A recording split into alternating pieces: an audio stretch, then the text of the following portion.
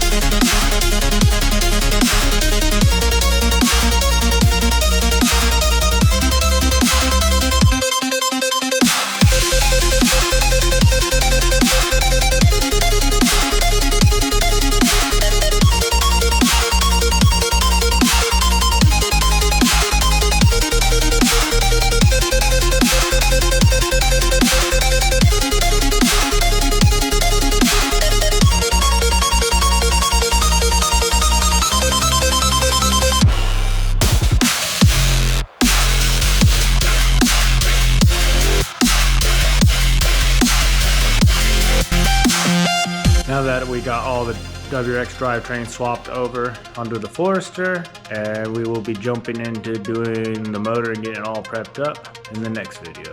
So if you haven't yet, like and subscribe, and we'll catch you guys in the next one.